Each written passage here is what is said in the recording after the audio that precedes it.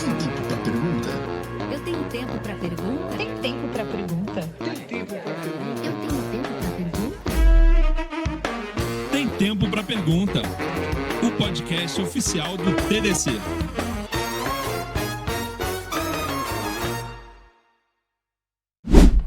Olá, estamos de volta com o podcast Tem Tempo para Pergunta, o podcast oficial do TDC. E para você que nos acompanha sabe que o Tem Tempo para Pergunta é um podcast voltado para falar mais com os nossos personalidades, palestrantes, coordenadores do TDC, trazendo assuntos que impactam na sua vida, na sua carreira e no seu desenvolvimento. E a quarta temporada tem o apoio da Ambev Tech, que trouxe esse cenário maravilhoso aqui pra gente. Então, muito obrigado para a Ambev Tech. Confere aí o recado no link na descrição do vídeo.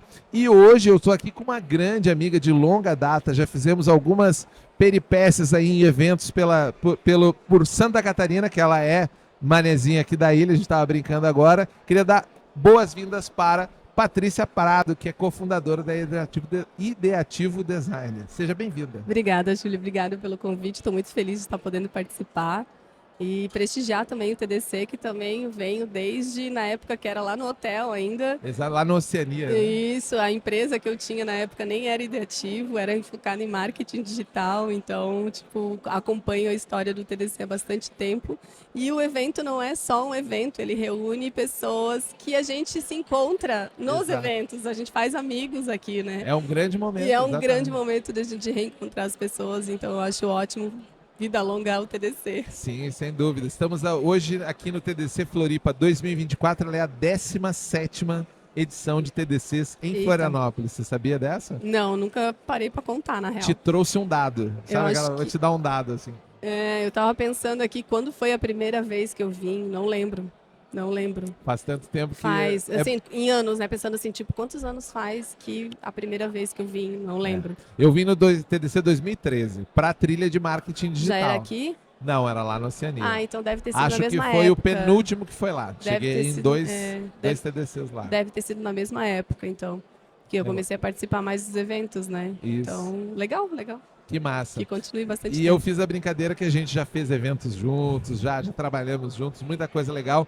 Mas tem uma coisa que nem eu sei sobre você e que já é uma tradição aqui do podcast, que é o seguinte: todo mundo que vem aqui, e principalmente pelo fato de que a gente tem uma audiência que é feita de pessoas que estão começando na carreira, que estão às vezes em transição, querem mudar, e a gente sabe que não existe uma receita para a carreira. Ó, siga esse passo a passo e você vai virar uma empreendedora de design como você, ou você vai virar um developer. Então eu quero que você me conte, volte lá, a jovem Patrícia, quando ela começou, como que você veio parar, não só no design, mas também esse design ligado à tecnologia, até porque a camiseta dela aqui da Ideativo, né?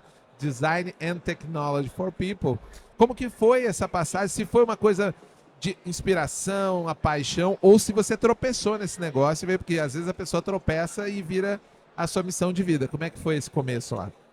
Cara, então eu acho que eu tive sorte, na real, porque quando eu comecei no design, eu comecei a trabalhar em jornal com 16 anos, Jovem? bem jovenzinho, por isso que eu falei pra ti, vai longe a história. Mas assim, vou tentar abreviar bastante. Eu comecei a trabalhar com design num jornal, eu entrei para era estagiária, né? Então Sim. eu entrei numa vaga administrativa e com o tempo eu fui trabalhando, fui entrando no ambiente da fotografia, porque na época a fotografia, na época a fotografia era analógica, tinha que revelar, enfim.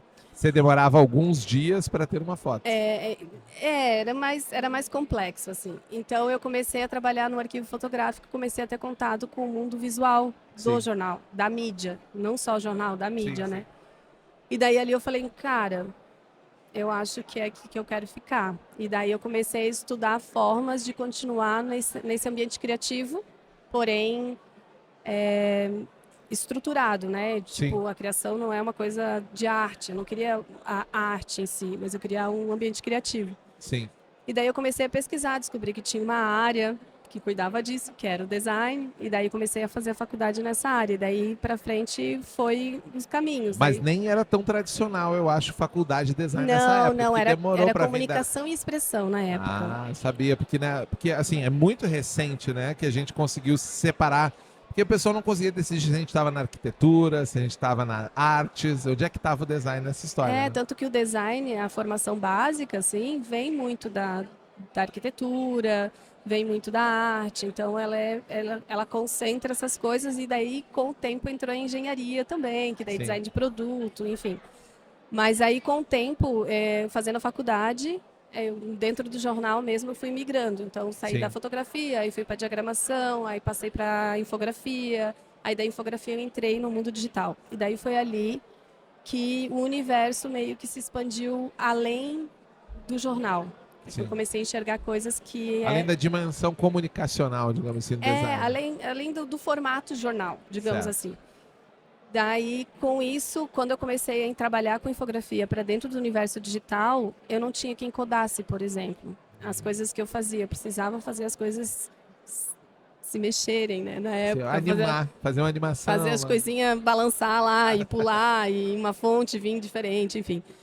E daí foi quando eu comecei, acho que foi nessa época que eu conheci o TDC, inclusive. Aham. Porque eu não sei se a Global Code ainda existe, mas foi na Global Code que eu fiz o primeiro curso de programação. Pô, isso eu não sabia. É, Foi na Global Code. Na Global Code. Aí eu fiz Rafael, acho o nome dele. Aham. Eu não lembro.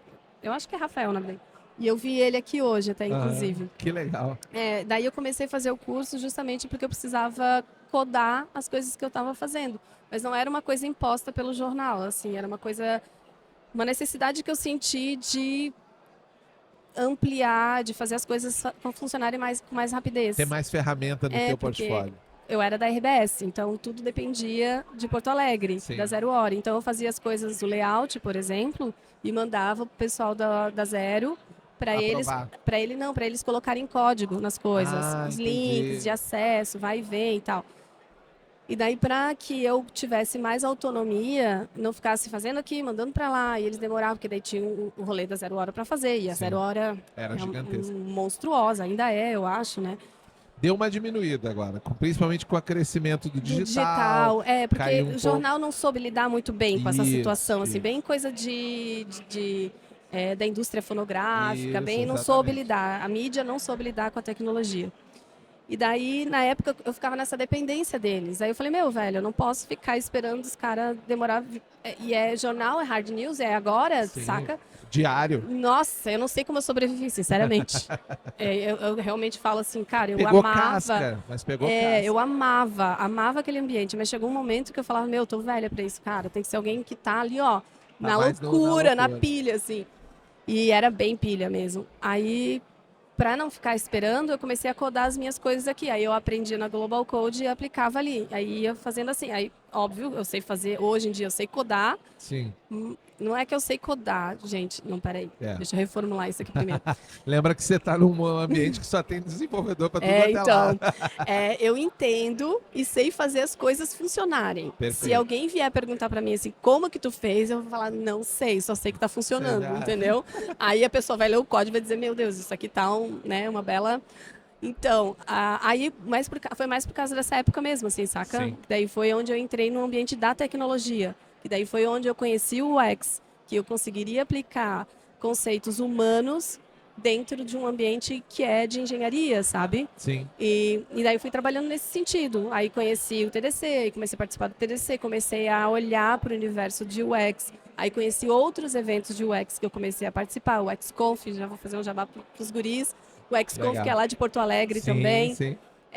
Então eu comecei a participar de outros eventos e comecei a entender melhor o mundo de UX. Fiz especialização, fiz mestrado nessa área também, então consegui ampliar e me localizar, assim. E a Ideativo nasceu na época que a galera ainda estava investigando o que era, como que funcionava, Sim. entregava valor ou não entregava valor, como que é. Daí a Ideativo nasceu justamente por causa disso, porque o mercado estava se expandindo, havia necessidade, e ainda hoje existe, agora é um pouco mais maduro que na época. Sim. E daí a Ideativo nasceu ali. Então, e hoje a gente está com 10 anos praticamente. Eu sempre falo 10 anos para tudo na Olha vida, só. na real. Eu nunca saio se tu perguntar daqui Não vou 20 fazer essa anos, conta, quanto 10 tempo tu anos. tem ideativo? 10 10 anos. 10 Teve anos. uma amiga, minha sócia, na real. A Ana, a Ana, tu conheceu a Sim, Aninha. conheço. Quando a gente começou a trabalhar e abriu a Ideativo, eu falava para todo mundo, eu trabalho com a Ana faz 10 anos. Daí a Ana me puxou um dia, na hora, assim, me puxou no cantinho e falou, Paty, se alguém fizer os cálculos, Vai ver que eu não. tinha 15 anos, tá?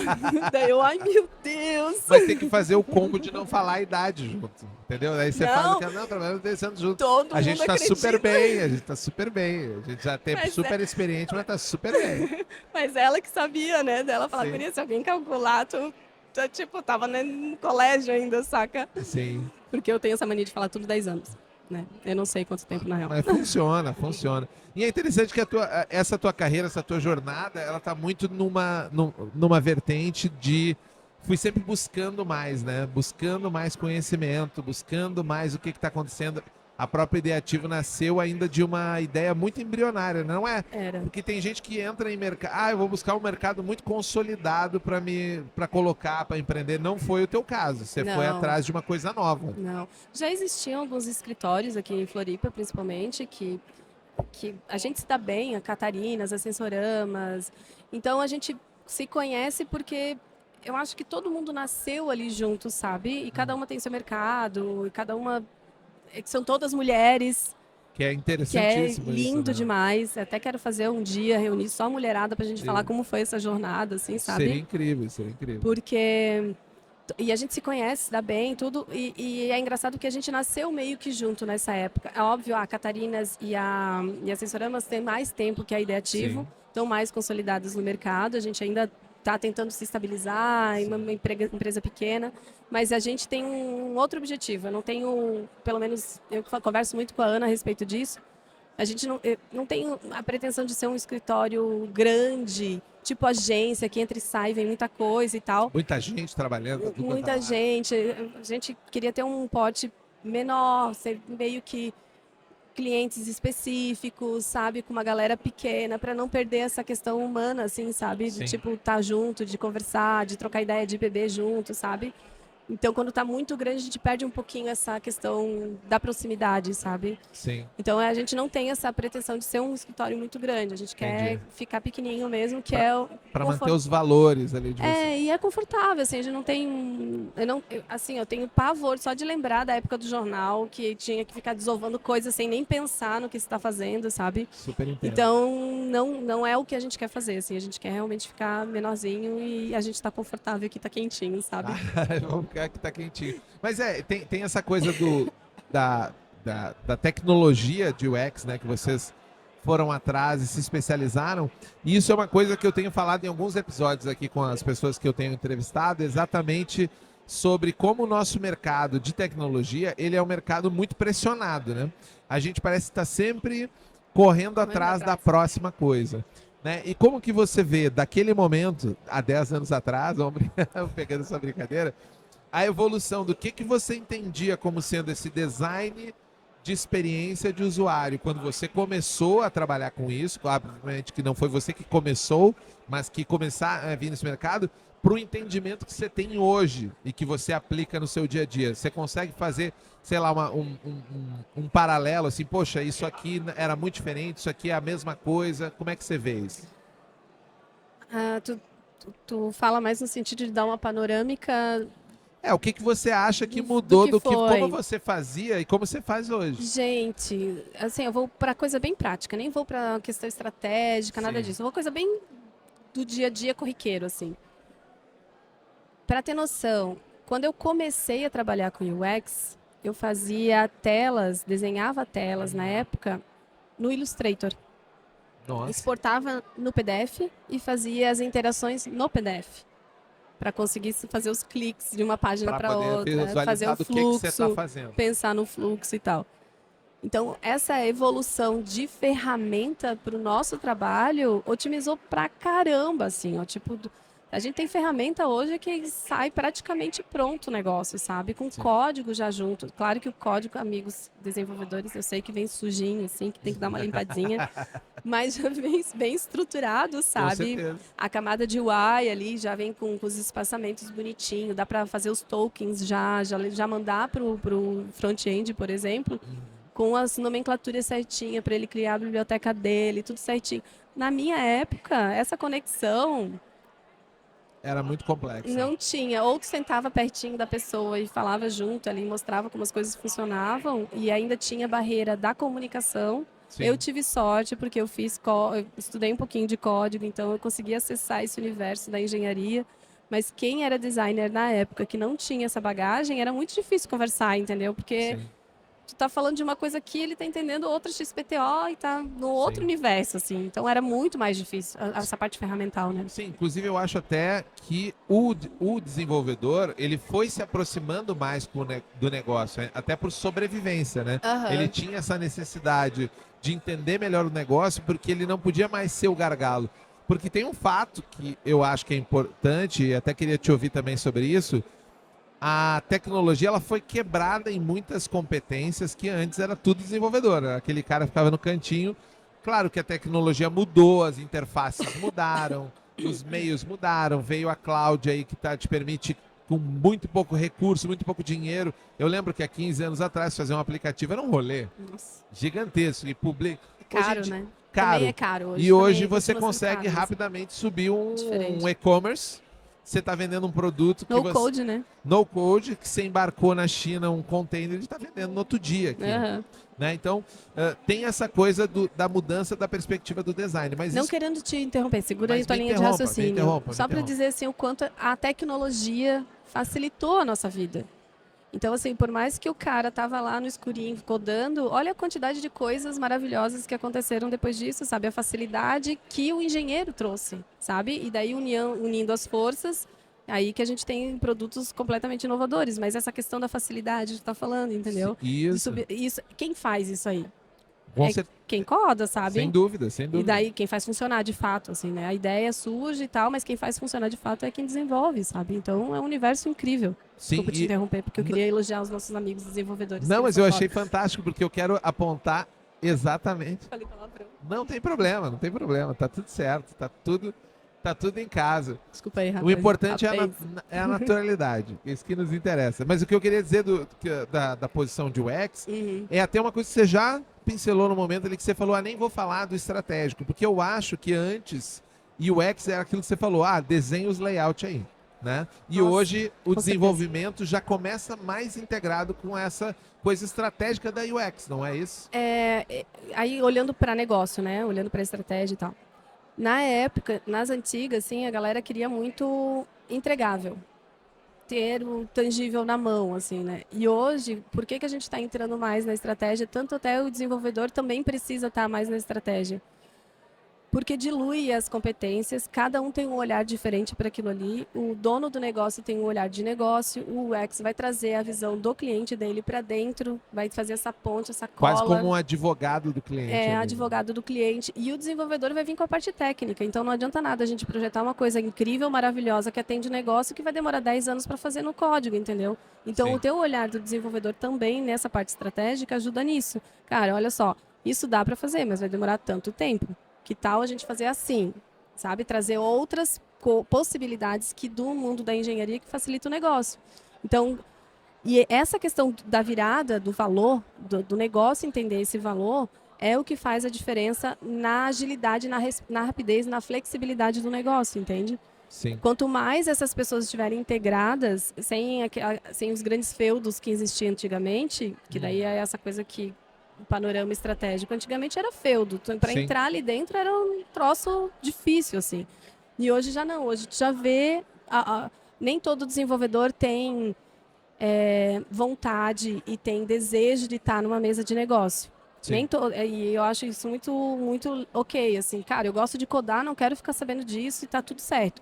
Mas tem desenvolvedor que tem uma visão de negócio.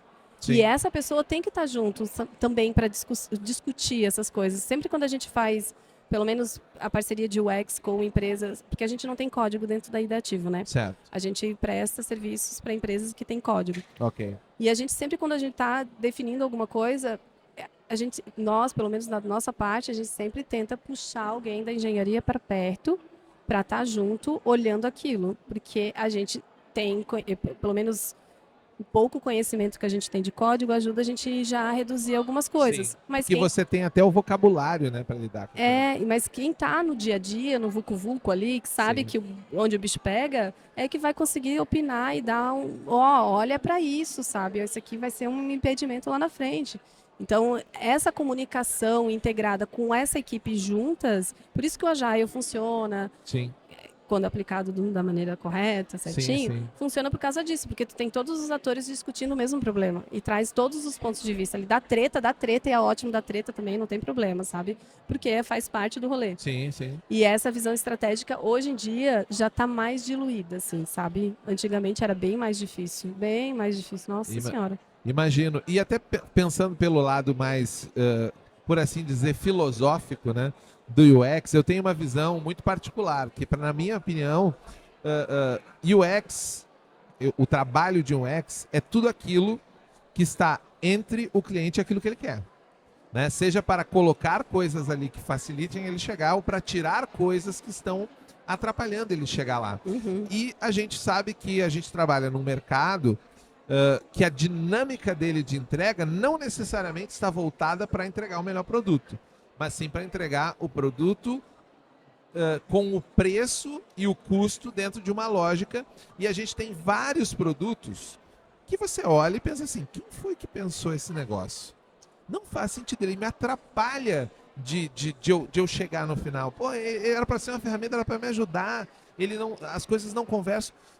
Como que você acha que essas dinâmicas de mercado, como que é possível o UX, e até falando para quem está na carreira mesmo, assim, ele conseguir colocar um pouco mais dessa filosofia e também se você concorda com essa ideia que eu coloquei. Porque você pode dizer, não, Júlio, isso não tem nada a ver, UX é outra coisa, mas como que lidar com essa pressão do mercado para você entregar algo dentro de um preço específico, é o mínimo preço com máxima lucratividade, mas que talvez não atenda 100% da necessidade do cliente, só que você é o advogado do cliente. Como que você lida com isso?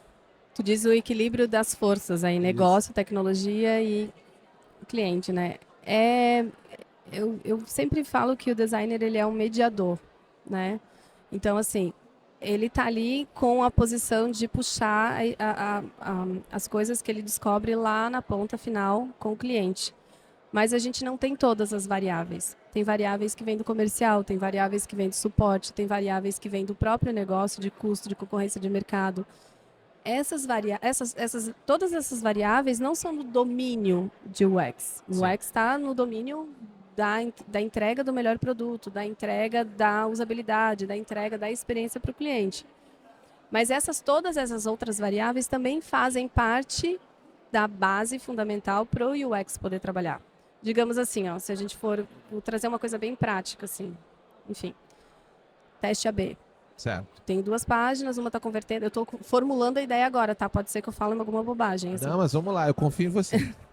Aí você tem duas páginas, né? Uma está performando melhor, mas a outra é mais barata para dar manutenção, por exemplo. Sim. Quanto está sendo lucrativo manter aquela ali e quanto vai custar para manter também, porque se a gente for pensar no custo de manutenção, né? Se essa aqui vai me dar mais custo de manutenção, o preço que eu estou cobrando vai equilibrar isso? Vai valer a pena manter ela ou não? Se não, vai voltar para a tela, para outro formato. Que tem menos performance, mas se encaixa melhor, entendeu?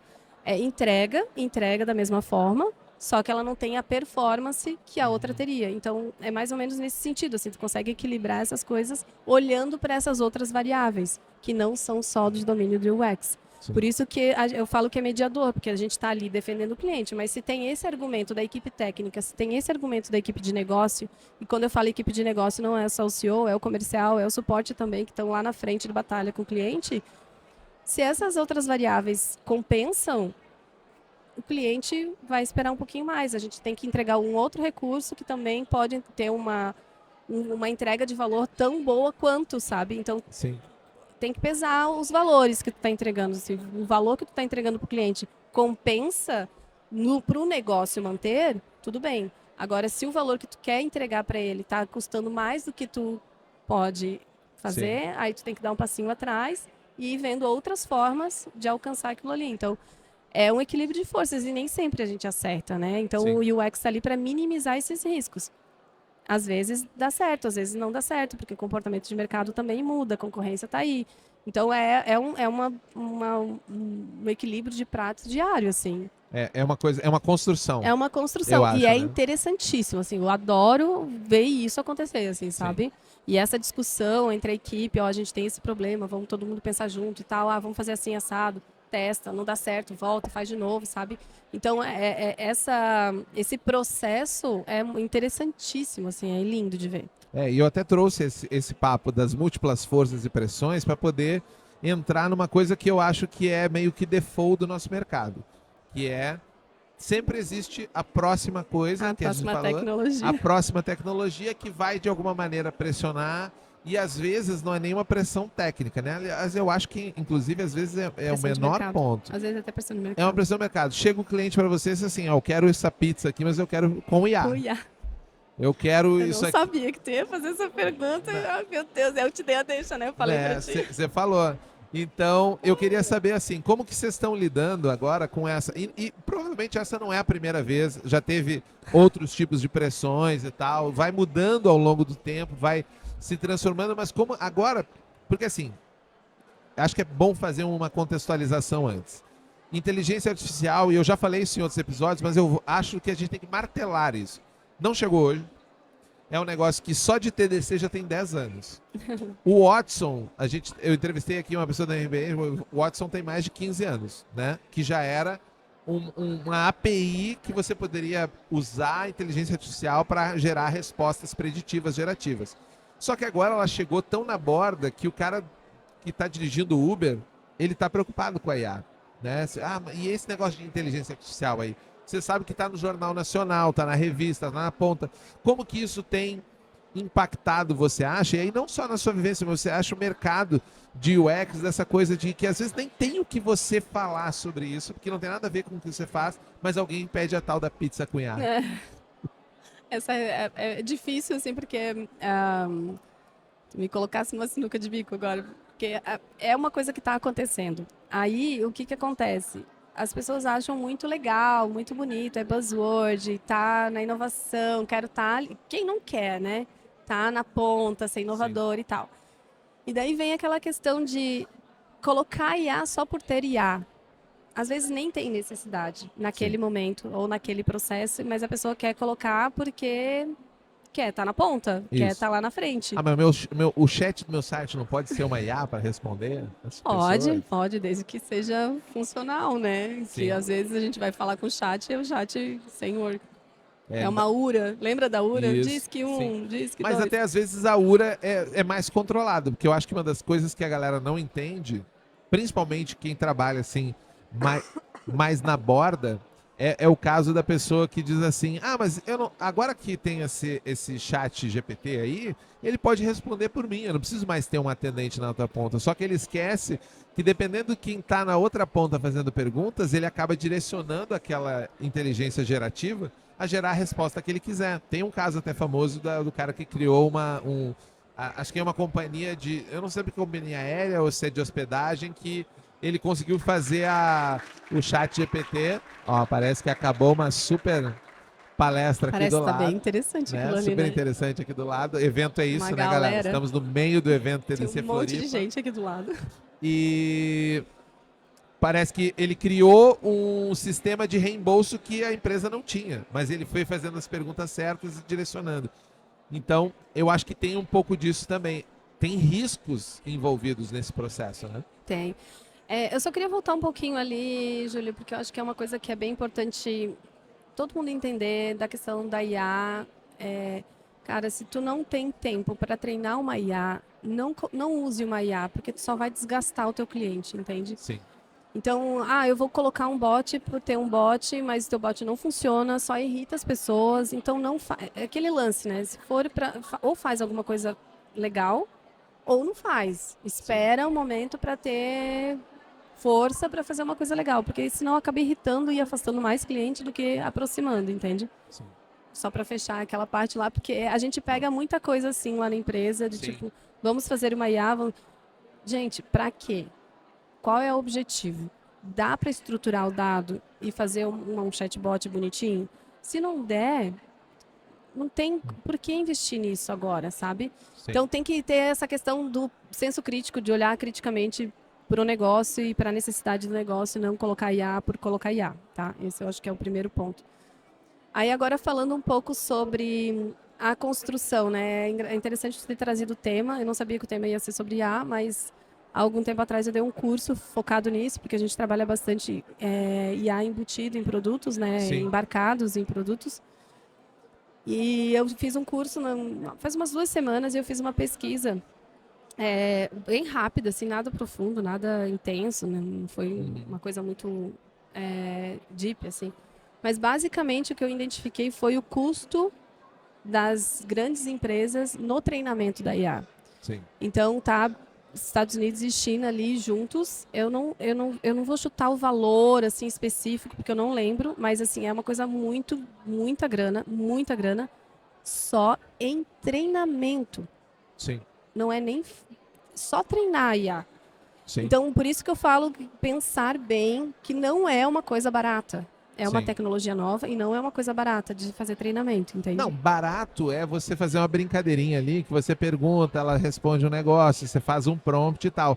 Agora, entrar numa lógica de negócio, pensando na estratégia, exatamente. fazendo esse trabalho que você disse que faz, de equalizar as pontas, aí a brincadeira muda de figura. Né? Muda, e a grana é alta, não é coisa barata, assim. E eu tô falando só de UX, imagina para tecnologia mesmo, sabe? Sim. Só de base de dados, tu já sai aí com uma grana tensa, assim. Eu vou até trazer um exemplo de um dos clientes que a gente tem, que ele faz treinamento de máquina para leitura de imagem diagnóstica, né? De imagem ressonância, tomografia. Sim, então. sim. Aí a IA, ela tem resistência do mercado também. Então tem algumas variáveis que devem ser pensadas, né? O cunho social do rolê, que é o Uber tá preocupado com o trampo dele Sim. e tal.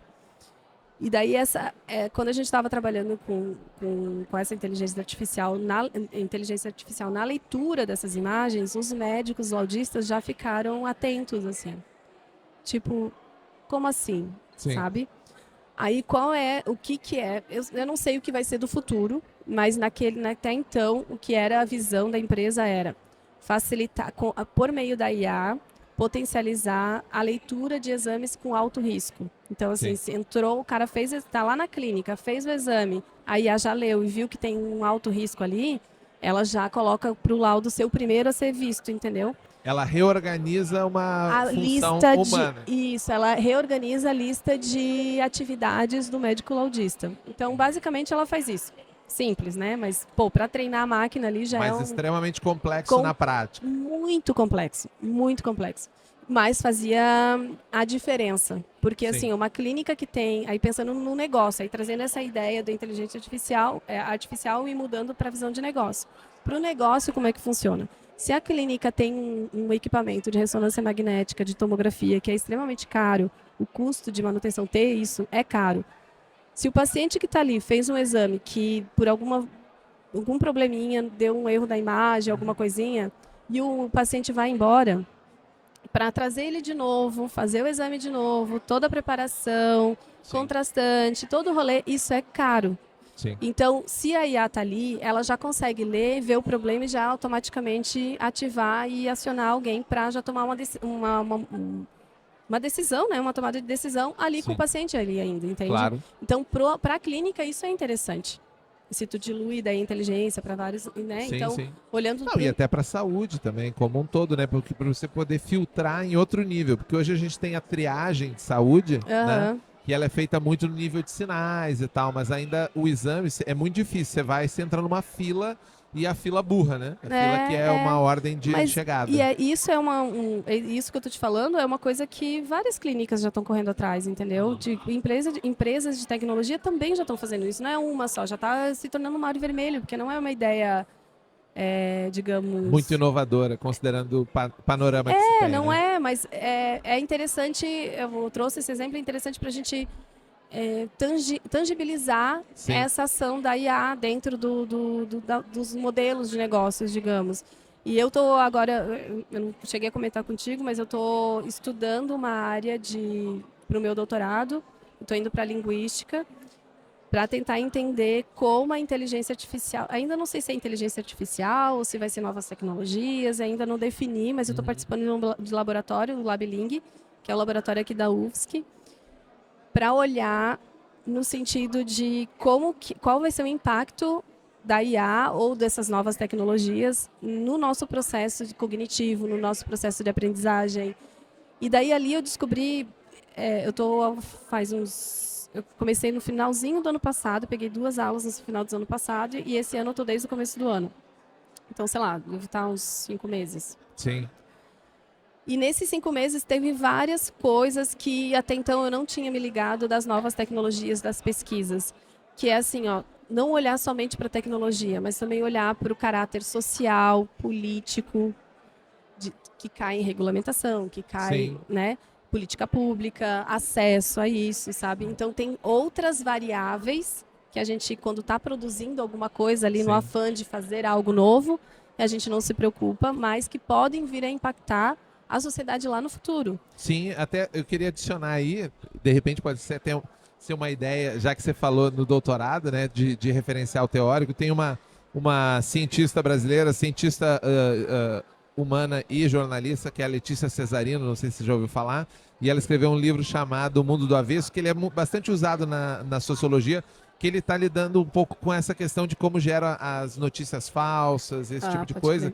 E ela usa muito a ecologia social do Gregory Bates, que é meio que esse negócio da cibernética, né? Como que a tecnologia altera o comportamento humano. Nós criamos a tecnologia sem pensar necessariamente para onde que ela nos leva, ela altera o nosso comportamento e eu tenho um resultado completamente impensado na ponta, né? E eu acho que esse olhar que você trouxe é muito importante, porque assim, por que eu tô citando isso? Porque você que vem da fotografia, né, que é uma arte visual, a gente está investindo nesse momento, me parece, muito para mostrar, olha só o quanto essa coisa é incrível, né? Eu vou conseguir fazer uma imagem, eu vou conseguir fazer um vídeo a partir de um prompt.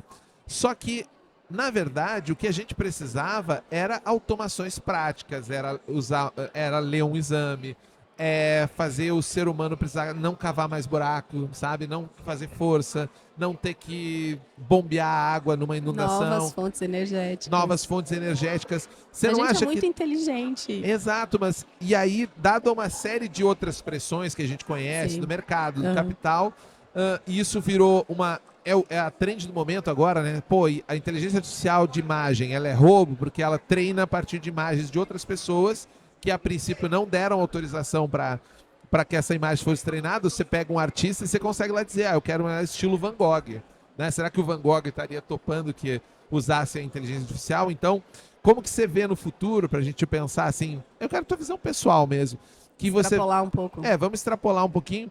E eu quero saber como você pensa assim, esses usos. Se a gente vai estar sempre amarrado em volta desse negócio, ou se a gente vai conseguir dar um senso de uso prático mesmo para IA, ou a gente vai estar sempre amarrado para fazer, olha como é incrível, vamos fazer mais uma coisa incrível. Que nem a gente fazia no TDC uns anos atrás, que a gente pegava a IoT e acendia a lâmpada. Só que chegou uma hora que a gente parou de acender a lâmpada, a gente já sabia que dava e foi fazer coisa de verdade com a IoT. Foi embarcar, foi fazer agribusiness, colocar drone, todo esse negócio. Só que na IA a gente ainda está uns passos atrás, me parece. Tem diversos questionamentos aí nesse universo que dá pra gente puxar um fio e a gente vai longe, assim, sabe?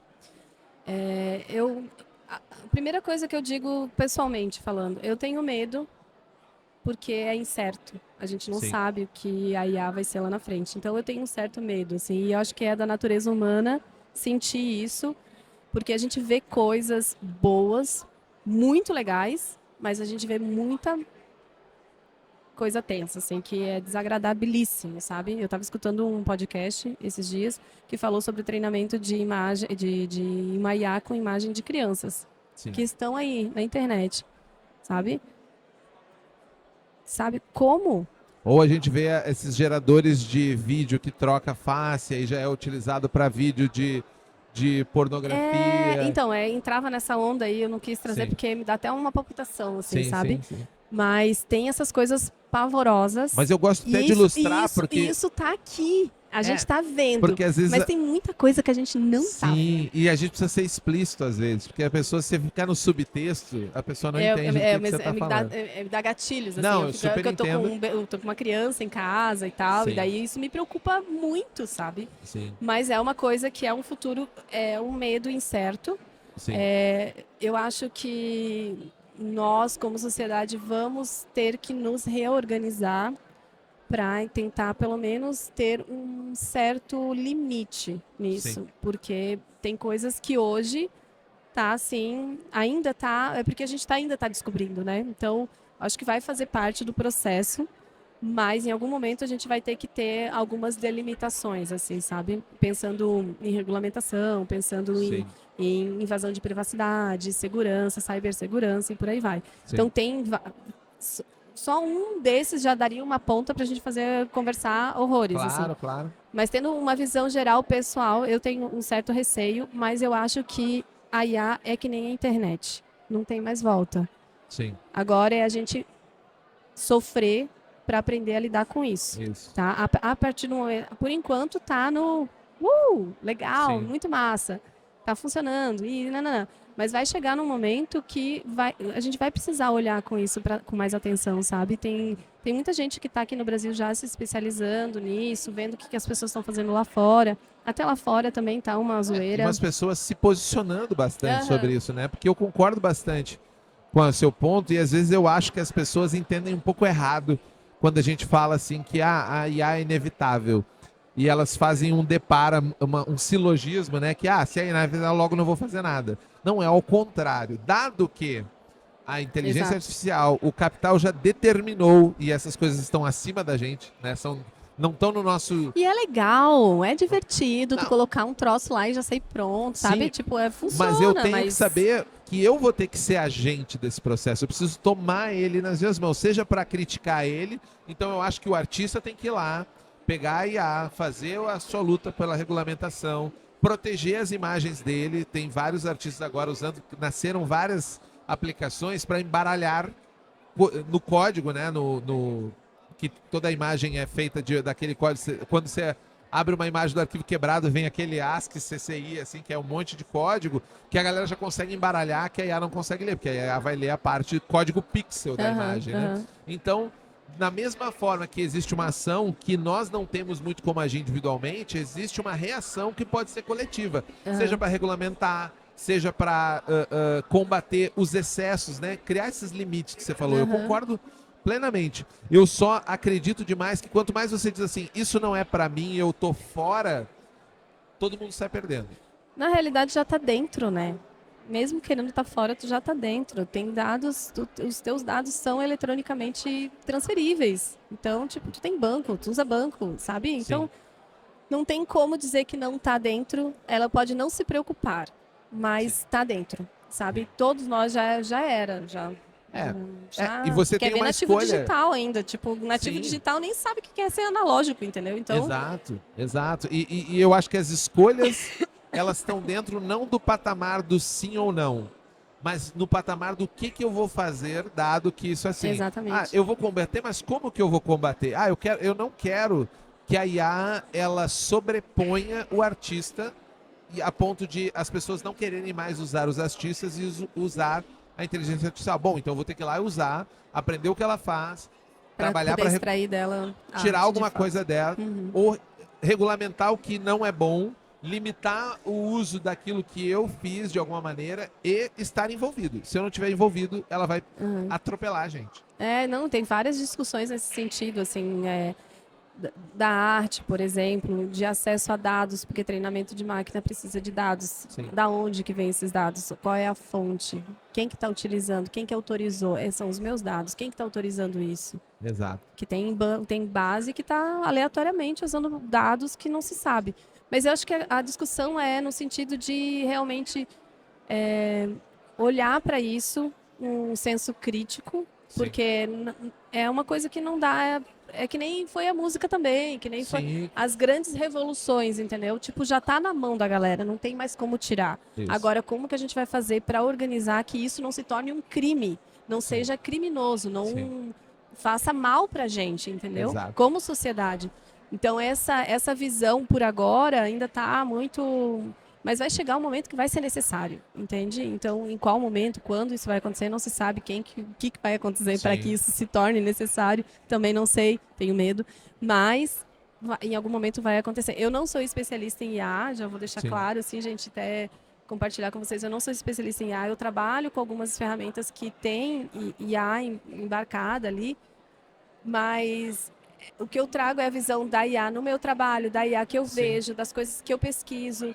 Então, eu acredito que é mais uma visão de uma pessoa que está vivenciando esse momento, que a gente está construindo esse momento, do que alguém especialista que estudou a respeito disso, que está realmente no debate, mas posso trazer essa bagagem, entendeu? Sim, E com compartilhar certeza. esse sentimento que se tem. Então, E às vezes a o que eu pessoa estou se falando aqui conecta- não é regra, não está em lugar nenhum. Mas eu acho que então- às vezes a pessoa até se conecta mais com o que você está falando, porque é o sentimento que ela tem, para ela poder também pegar, porque a gente traz o mais especialista aqui também, e eu acho que às vezes o discurso desconecta, sabe? Quando, Aham. pô, mas daí ele já está falando de um negócio que está em outro frame que eu já não alcanço mais. Aham. E Enquanto que- acontece às vezes. Eu tenho vários casos assim que, pô, mas aí o cara foi para um lugar que eu já não busquei mais. Ele já foi, eu voltei. Mas, Patrícia, papo maravilhoso assim, corre muito rápido o nosso tempo.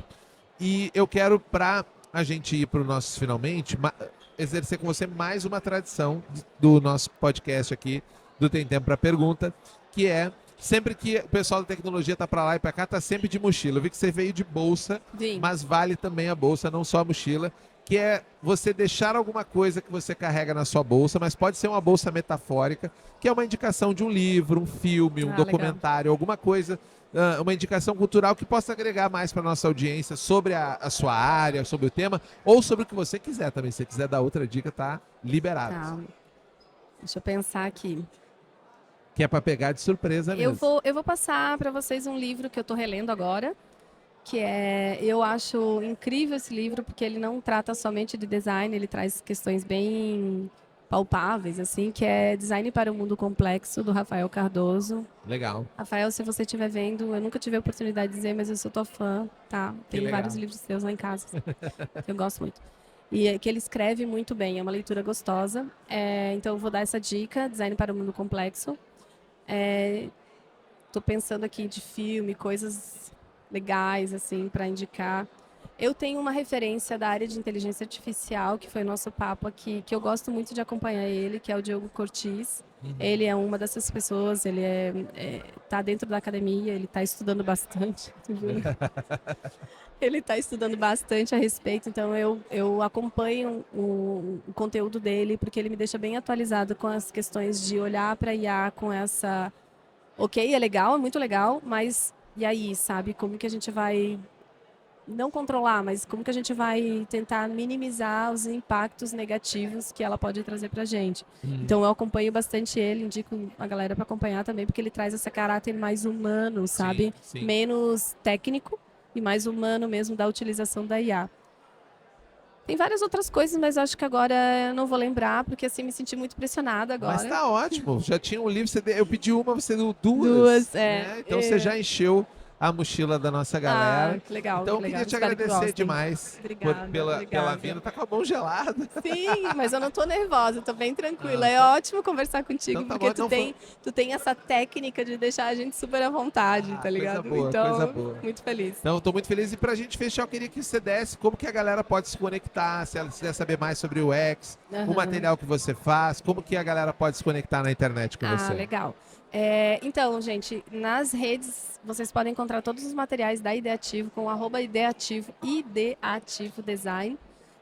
A gente publica várias coisas da nossa vivência dentro do escritório lá da Ideativo, traz bastante case. A gente é bem ativo nas redes sociais. Bom, o pessoal não para de falar nunca na vida, né? Então, eu gravo bastante coisa, compartilho bastante coisa. E a gente tem uma área de treinamento dentro da Ideativo, que é a Ideativo Study, que a gente formata cursos, que a gente vivencia ali, a gente Legal. formata cursinhos curtos, baratinhos, para quem tem interesse de conhecer mais do universo de UX. Então, eu convido vocês também a conhecer ideativodesign.com.br/Ideativo Study. Muito legal. Isso. Qualidade altíssima que eu sei que há. Eu espero que sim. O pessoal geralmente Que a curte, Paty, assim. não, a Paty é profissional de mão cheia, né? Foi Obrigada. incrível o papo. Obrigada. E para você que nos acompanhou até agora, fica aí a dica que tem muitos outros episódios no seu agregador de podcast, no Spotify. E esse papo tá gravado em vídeo também no nosso canal do YouTube, onde você pode dar aquele like, se inscrever no canal ou aproveitar os nossos cortes, mandar para aquela pessoa que um dia que pensou, quem sabe eu vou trabalhar com design, quero fazer um curso e tal, conhecer um pouco mais da Ideativo e da Patrícia também, dessa galera bacana. E agradecer, para finalizar também, o nosso patrocinador, a Ambev Tech, que está aqui com a gente na 4ª temporada do Tentando para Pergunta. E é óbvio que eu espero vocês no nosso próximo episódio. Até lá, tchau! Tem tempo pra pergunta? Eu tenho tempo para pergunta? Tem tempo pra pergunta? Eu tenho tempo para pergunta? Tem Tempo para Pergunta, o podcast oficial do TDC.